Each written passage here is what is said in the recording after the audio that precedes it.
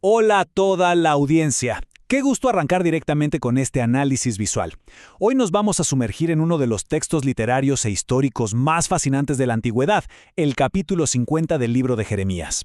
Y a ver, esto no es solo un documento antiguo ahí acumulando polvo, para nada. De hecho, es una narrativa poética súper dinámica. Es literalmente una historia épica de crimen, castigo y restauración. Así que prepárense, porque en este recorrido vamos a desglosar exactamente cómo este texto describe de manera magistral la caída del imperio más grande de su época. Para arrancar con todo, escuchen esta frase súper dramática que aparece en el versículo 23. ¿Cómo fue cortado y quebrado el martillo de toda la tierra? Lo que es brillante aquí es la metáfora. Imagínense a Babilonia como el martillo del mundo antiguo, ¿no? Una fuerza bruta, invencible, que aplastaba a cualquiera que se le pusiera enfrente. Pero aquí, de la nada, ese martillo gigante se vuelve súper frágil y termina hecho pedazos. Es un giro fantástico que nos engancha de inmediato y marca el tono de todo lo que vamos a ver. Bueno, para digerir mejor toda esta información, dividimos la explicación en 5 partes. Primero, la profecía contra Babilonia. Segundo, el enemigo del norte. Tercero, el castigo al soberbio. Cuarto, la restauración de Israel. Y quinto, la desolación absoluta y final. Empecemos con la primera sección, la profecía contra Babilonia, el inicio del fin. Si nos fijamos bien en el contexto antiguo, notamos algo súper revelador. Antes de hablar de edificios colapsando o ejércitos derrotados, el texto se va directo al cuello de los cimientos espirituales e ideológicos del imperio. Menciona a Belch y Merodach, que eran básicamente los ídolos supremos de la identidad babilónica. Y el versículo 2 dice sin rodeos que sus esculturas están deshechas y quebradas.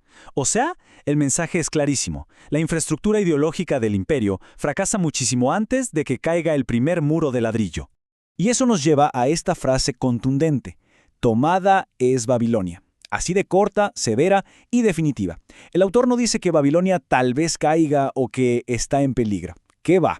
Habla de la caída de esta superpotencia mundial, como si fuera un hecho ya consumado. Usa este tiempo verbal justamente para enfatizar que no hay marcha atrás. El destino ya estaba selladísimo desde la primera línea. Pasamos a la sección 2. El enemigo del norte. Una fuerza verdaderamente imparable. Entonces, la gran pregunta es, ¿qué tipo de fuerza puede derribar a un titán así? Los versículos 9 y 42 nos dan la respuesta, y francamente, da escalofríos. Estamos hablando de una coalición masiva que viene del norte. Son guerreros superdiestros, al punto de que el texto dice que sus flechas jamás fallan. Pero lo que realmente impacta es su actitud. Son crueles, no tienen ni una gota de compasión, y su avance suena como el rugido del mar. Son, a fin de cuentas, una fuerza de la naturaleza totalmente imparable. Y aquí hay un contraste que me parece alucinante. Por un lado tenemos a los invasores. Su voz rugirá como el mar, y montarán sobre caballos. Pura energía, agresión y dominio. Pero por el otro lado miren la reacción del rey de Babilonia. Sus manos se debilitaron, angustia le tomó, dolor como de mujer de parto. Es un cambio de poder casi instantáneo. Pasamos de liderar el mundo a un pánico y una parálisis total en las altas esferas. Increíble. Lo que nos lleva a la sección 3, el castigo al soberbio o la justicia inminente.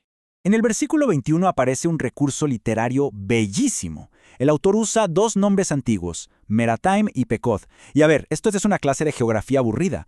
En el idioma original, Merataim significa doble rebelión y Pekod significa castigo. O sea, el poeta está incrustando el crimen de arrogancia y su castigo directamente en el mapa geopolítico. Transforma el territorio en un escenario moral que exige justicia. Una genialidad de la escritura. Y vaya que la justicia interviene y lo hace de forma súper sistemática. Miren esta ráfaga de blancos militares de los versículos 35 al 38. Hay una repetición constante de la palabra espada. Espada contra los caldeos, los príncipes, los sabios, los soldados, la maquinaria bélica, los tesoros, hasta las aguas. Es un desmantelamiento total. No perdieron solo una batalla, perdieron literalmente todos los pilares intelectuales, militares y económicos que sostenían al imperio. Para entender la lógica detrás de esto, chequen esta tablita de causa y efecto. Aquí la venganza divina no es a lo loco, tiene una simetría perfecta. El crimen de alegrarse por la destrucción ajena resulta en que ahora todos se burlan de la ruina de Babilonia. Actuar con soberbia, cimientos caídos. Negarse a liberar cautivos, desolación total de su propia sociedad. La idea central aquí es que existe una balanza histórica súper imparcial que al final del día siempre se equilibra. Entramos a la sección 4. La restauración de Israel. Un contraste mucho más pacífico. Ahora bajemos un poco el ritmo. Fíjense en la profunda vulnerabilidad del versículo 6. Ovejas perdidas fueron mi pueblo, anduvieron de monte en collado, y se olvidaron de sus rediles. Es una metáfora súper conmovedora.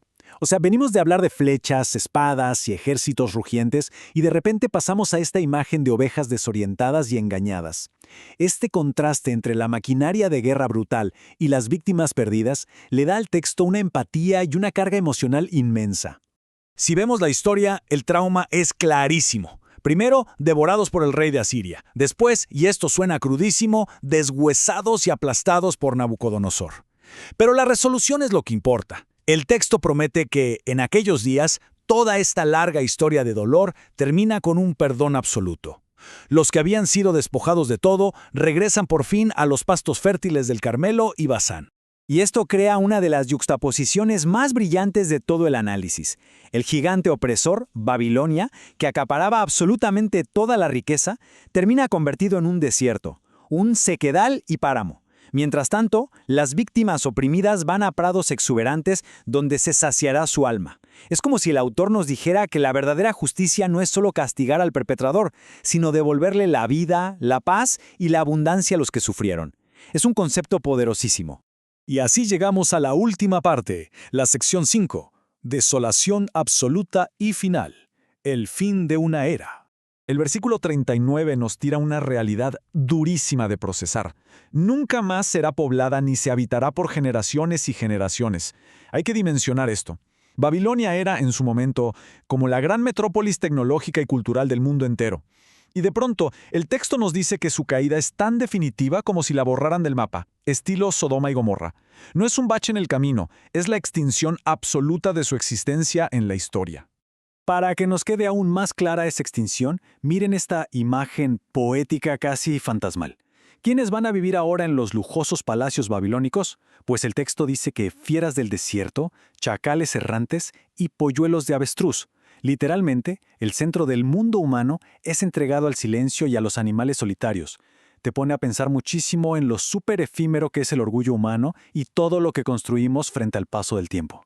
Justo antes del gran cierre, la tensión sube al máximo en el versículo 44, cuando el narrador divino lanza estas preguntas retóricas. ¿Quién es semejante a mí y quién me emplazará? Es una declaración de autoridad que no tiene paralelo.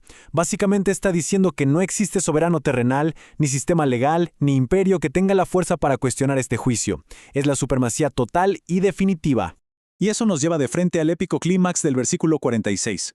Al grito de la toma de Babilonia la tierra tembló, y el clamor se oyó entre las naciones. La lección aquí es la escala de todo esto. O sea, el colapso del martillo de la tierra jamás iba a ser un evento aislado. La caída de un imperio tan gigantesco inevitablemente mandaría ondas de choque por todos los rincones del mundo antiguo. Literalmente, todo el mapa geopolítico temblaría.